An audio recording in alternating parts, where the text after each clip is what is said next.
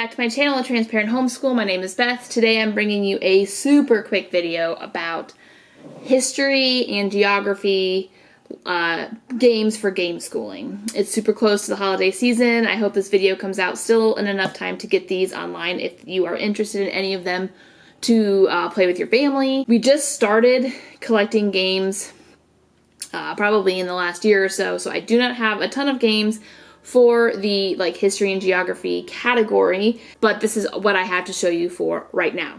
Before I show you the games that I have, why don't you go ahead and hit the like and subscribe button so you don't miss any of my future game schooling videos. The first one I have to show you is not really a board game, but it is a game. I will tell you how we make it a game. The Learning Wrap-Ups from Paper Pie, formerly known as Usborne Books and More.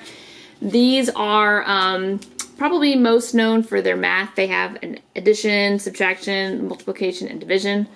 But this is the state capitals, and since we are learning state capitals this year, I decided to get this, and we make a game out of it.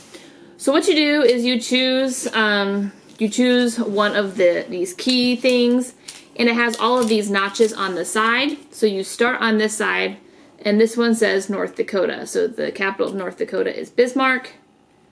And then you go to the next one. Okay, Alabama is Montgomery.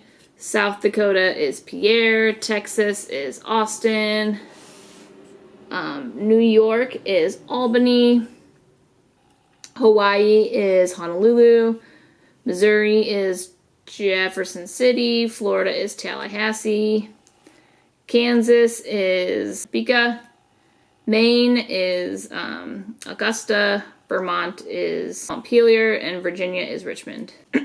Okay, so I just wrapped all of these around, and you start with the state, and you wrap it around, and you come back to the next notch.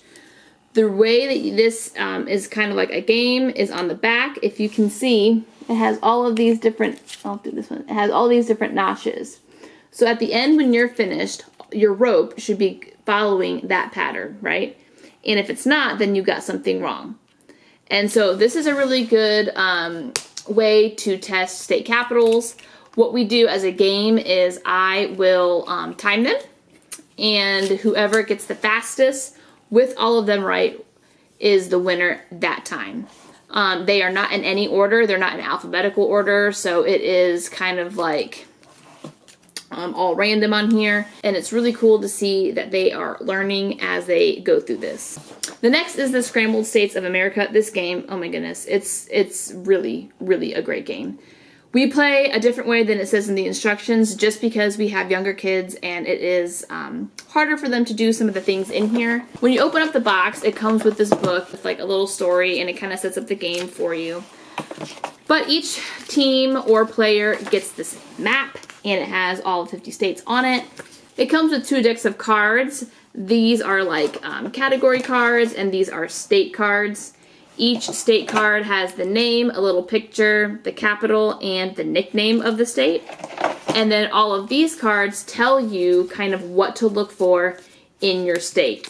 So, for example, this one says the nickname starts with A, B, or C.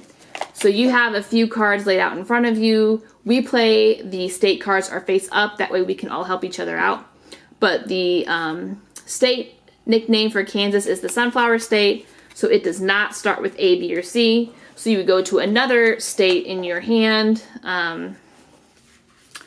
For example, Ohio is the Buckeye State. So it does start with the B. So you would scream out Ohio, and you would hit the card. We do not play that way just because it would take us a long time for each of my younger players to find what they need and make it a race. So we don't play that way. We kind of just see if everybody has something that card says in their hand. And if they do, then they get to put it aside, and I deal them a new state card. And then we play until all the state cards are gone.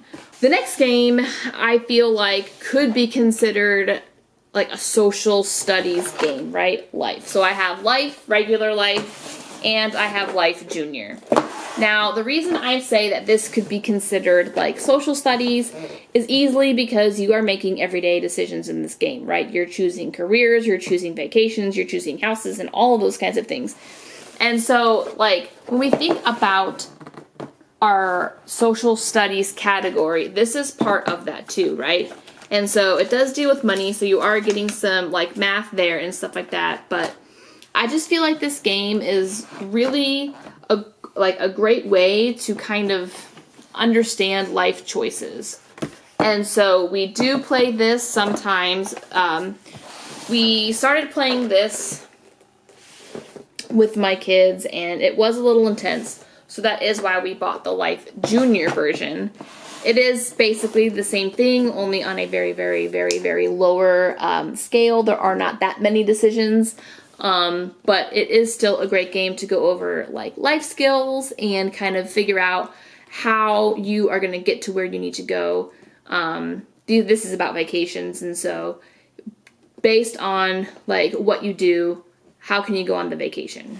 The next one I have to show you is Ticket to Ride. This is the first journey.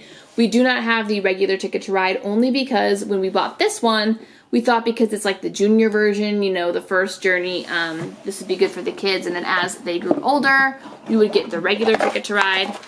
But then we really love this because it is basically the exact same board as the regular Ticket to Ride, only we can play this a lot quicker, just because of like the game board.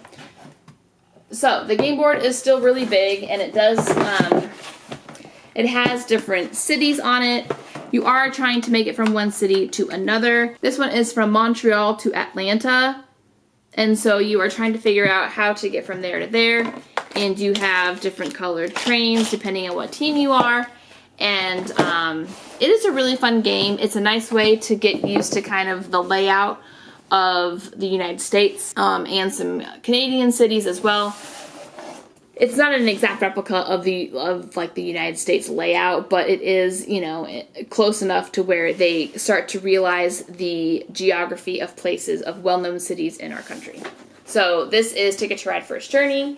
And the last one that I have to share with you is Game of the States. We've only played this once, but it was pretty fun. Basically what you are doing is you are trying to be the person to collect the most money from selling goods from state to state. And it does come with a spinner. It comes with money. Here is the board. It is the United States. It does have Alaska and Hawaii, but it is mostly concentrated in the continental U.S. But here are your state cards, and it does tell you a few interesting facts about each state, which I think is pretty cool. And then here are your goods. They correspond to your truck color, and then your spinner and your money. At the end of the game, whoever has the most money from selling and trading their goods wins. Like I said, we only played this once, but it was pretty fun. So we would most likely play this again. It was a little bit confusing at first just because of the ages of my children. This does say 8+, and it's basically around that age. So we had to do a lot of explaining. Basically, at the end, I think we teamed up. So okay, guys, that's it for me. That's all of the games that I have for the history and geography category. We don't have that many just because we, like I said in the beginning of the video, we haven't been collecting games for our homeschool very long, and so these were just the ones that I have on hand. Thank you so much for watching, and I will see you guys in my next game schooling video. Bye!